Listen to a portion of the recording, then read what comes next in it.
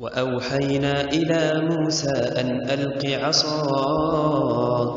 فإذا هي تلقف ما يأفكون فوقع الحق وبطل ما كانوا يعملون فغلبوا هنالك وانقلبوا صاغرين وألقي السحرة ساجدين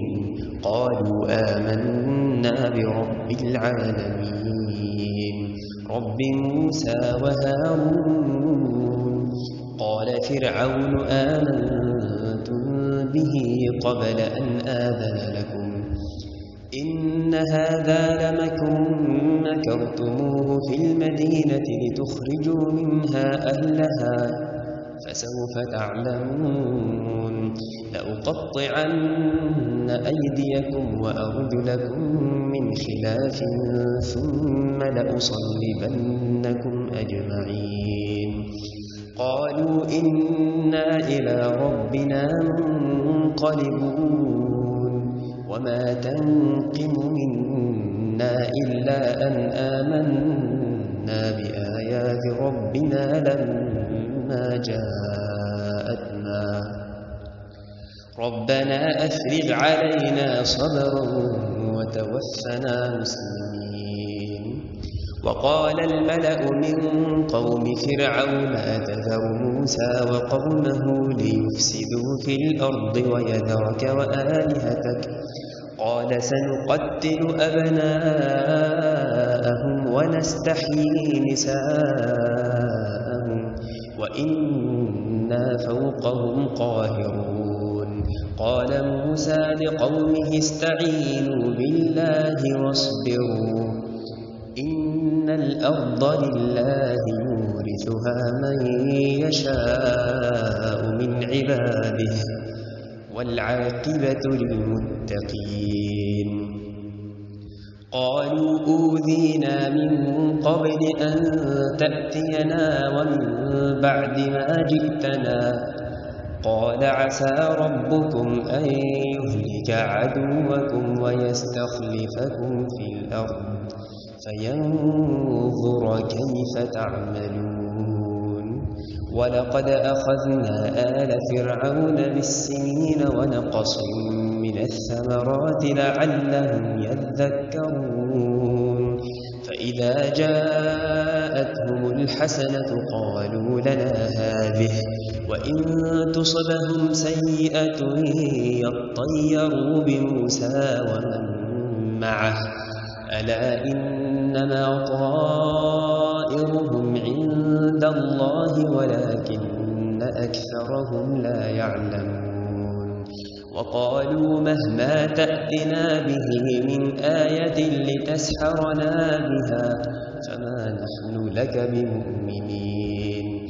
فأرسلنا عليهم الطوفان والجراد والضفادع والدم آيات مفصلات فاستكبروا وكانوا قوما مجرمين ولما وقع عليهم الرجز قالوا يا موسى ادع لنا ربك بما عهد عندك لئن كشفت عنا الرجز لنؤمنن لك ولنرسلن معك بني إسرائيل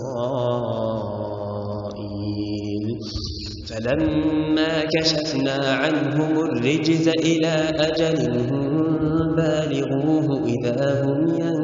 ينكثون فانتقمنا منهم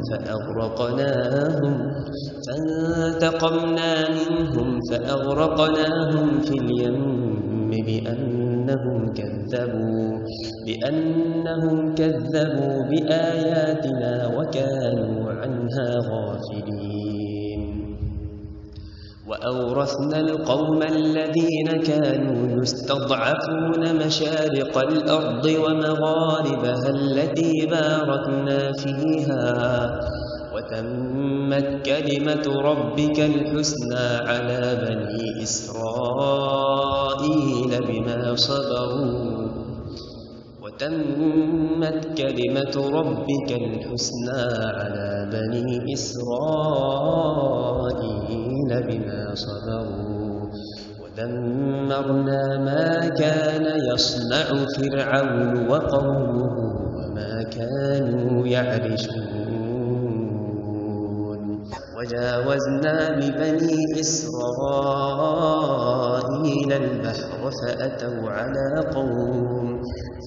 على قوم يعكفون على أصنام لهم قالوا يا موسى اجعل لنا إلها كما لهم آلهة قال إنكم قوم تجهلون إن هؤلاء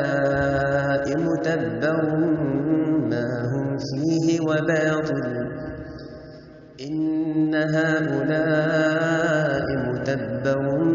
ما هم فيه وباطل ما كانوا يعملون قال أغير الله أبغيكم إلها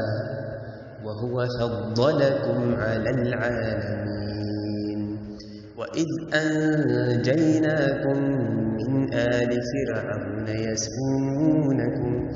يسومونكم سوء العذاب يقتلون أبناءكم ويستحيون نساءكم وفي ذلكم بلاء من ربكم عظيم